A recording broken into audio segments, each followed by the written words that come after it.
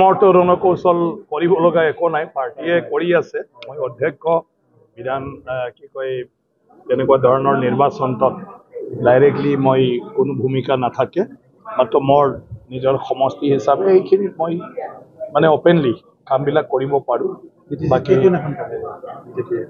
নাই, সেইকাৰণে মই কৈছোঁ মইতো ডাইৰেক্টলি ভূমিকা নাই, কিন্তু যদি দেখো মইতো এটা কথা কৈয়ে আছোঁ, চব পাৰ্টিটোৱে BPF হওক, UPPL হওক বা BJP, আজিৰ মানে যিটো প্ৰেক্ষাপট যদি চাওঁ, চবে 10টাতকৈ কম নাপায়। কিন্তু এটা হয় 10টাতকৈ কম নাপায়, কিন্তু 40টা চিট, 10টা হ'লে 30টা, বাকী 10টা চিটটো কোনে বেছি পায় সেইটোৰ ওপৰতে হৈ যাব। যদি বিদেশীবাসী ৰাইজে আপোনাক যদি চিফ হিচাপে বিচাৰে, আপোনাৰ মন্তব্য কেনেকুৱা হ'ব? না ছাৰ, ৰাইজে বিচাৰিলে নহ'ব, পাৰ্টিয়েহে কৰিব। আৰু তাতেও নিৰ্বাচনৰ সময়ত কিমানটা চিট কোন পাৰ্টিয়ে পায় সেইটোৰ ওপৰতহে আমাৰ গণতন্ত্ৰৰ যিটো নিয়ম, সেই নিয়ম অনুযায়ী যিয়ে মেজৰিটি পাব বা যাক মেজৰিটিয়ে সমৰ্থন কৰিব তেওঁহে নেতৃত্বৰ দায়িত্বটো পাব। আৰু যিহেতু আমি পাৰ্টিৰ মানুহ, গতিকে পাৰ্টিহে ডিচাইড কৰিব যে কোনজন ব্যক্তিক ক'ত ৰাখে। গতিকে BTC নিৰ্বাচনৰ ক্ষেত্ৰতো পাৰ্টিয়ে চাব যে কোনজন ব্যক্তিক দিলে পাৰ্টিৰ যিটো ৰাইজক দিয়া প্ৰতিশ্ৰুতি সেই কামবিলাক মানে কি কয় আপোনাৰ কৰি দিব পাৰে। মই এইকাৰণে ধন্যবাদ জনাইছোঁ যে মোৰ নামটো কোনোবাইতো যোগ্যতা আছে বুলি ভাবিছে, কিন্তু এইটো মানে কি কয় চৰ্চা নিৰ্বাচনত চলিবই, কাৰণ মই BTCৰ মানুহ আৰু BTCৰ পৰাই আজি মানে কি কয় ময়ে BJP ফালৰ পৰা অধ্যক্ষ পদত আছোঁ। গতিকে যিহেতু যদি মানে নেতৃত্ব দিয়া বা নেতা বিচাৰে, তেতিয়া মোৰ ছবিটো মানুহৰ মানে মনত মানে ভাহি উঠে।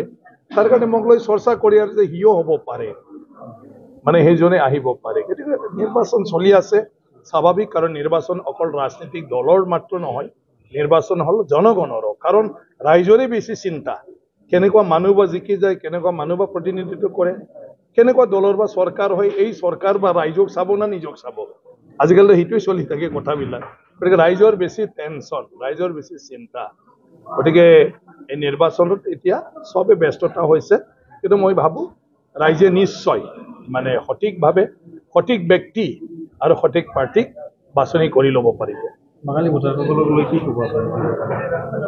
নহয়, তেওঁলোকৰ ইছ্যুটো যিটো প্ৰচাৰ হৈ আছে তেনেকুৱা নহয়। অলৰেডি বঙালী জনগোষ্ঠীৰ যিটো সমস্যা, এই সমস্যাবিলাক মানে সমাধানৰ ক্ষেত্ৰত চৰকাৰে বহুত উদ্যোগ লৈছে। এতিয়া কোনো ভোটাৰৰ নামত ডিটেনশ্যন কেম্পত যাব নালাগে, মুখ্যমন্ত্ৰীয়ে অলৰেডি মানে সেইটোৰ ওপৰত সিদ্ধান্ত লৈছে। আৰু নতুনকৈ কাৰো তাত ভোটাৰৰ নটিচ আহিব নোৱাৰে। যিবিলাক আগৰ পৰা নিষ্পত্তি হোৱা নাই ভোটাৰৰ কেছ আছে, সেইটো অলৰেডি ৰাজ্য চৰকাৰে কেন্দ্ৰ চৰকাৰলৈ প্ৰেৰণ কৰিছে, সেইটো পাৰ্মানেণ্টলি নিষ্পত্তি কৰাৰ কাৰণে। কোনো ঠাইত তেওঁলোকে ভোট বৰ্জন কৰাৰো সিদ্ধান্ত লৈছে। না, এইটো অলপ মিছআণ্ডাৰষ্টেণ্ডিং আছে ক'ৰবাত, মানে তেওঁলোকে কোনোবাই ৰাজনীতিকভাৱে নোহোৱা কথাবিলাক ওলাই দিলে, গতিকে তাৰ কাৰণে টেনশ্যন।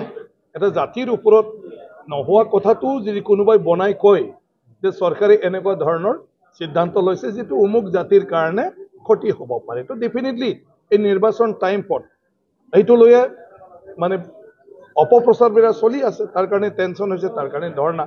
কিন্তু মই ভাবোঁ কালি পৰহিৰ ভিতৰত চৰকাৰৰ লগত আলোচনা কৰিব, মন্ত্ৰীৰ লগত তেওঁলোকে, আৰু তেওঁলোকে মানে মই ভাবোঁ এইদিনাৰ পৰা ক্লিয়াৰ হৈ যাব। কাৰণ আজিলৈকে তেওঁলোকেও কোনো তেনেকুৱা চৰকাৰী নটিফিকেশ্যন দেখা পোৱা নাই, তেওঁলোকৰ হাতত নাই। ইছ্যু নহয় তো, ইছ্যু হ'লে হয় যদি সেই কথাটো সঁচা হ'লে হয়। এতিয়া কথা সঁচাই নহয়, কোনো ফেডাৰেশ্যনে এতিয়া কৰি আছে, ফেডাৰেশ্যনৰ হাততো চৰকাৰৰ কোনো তেনেকুৱা নটিফিকেশ্যন নাই। আৰু মুখ্যমন্ত্ৰী ডাঙৰীয়াও কৈছে মইতো নিজে নাজানো যে যিটো লৈ হুলস্থুল হৈ আছে, তাৰ কাৰণে মুখ্যমন্ত্ৰীয়ে কৈছে যদি তেনেকুৱা কিবা আছে তো ক'লেই হ'ল, কাগজ যদি আছে আনিলেই হ'ল। কিন্তু চৰকাৰৰ পৰাতো তেনেকুৱা হোৱা নাই, আৰু সেইটো লৈ ফালে এতিয়া ফেডাৰেশ্যন আৰু চৰকাৰৰ মাজত মানে আলোচনা হ'ব, আৰু এই আলোচনাৰ কথাটো স্পষ্ট হৈ যাব। গতিকে চৰকাৰে তেনেকুৱা ধৰণৰ আমাৰ ভাৰতীয় নাগৰিক বা আমাৰ অসমৰ নাগৰিকৰ তেনেকুৱা অসুবিধা পৰা কোনো তেনেকুৱা সিদ্ধান্ত লোৱা নাই, নলয়ও।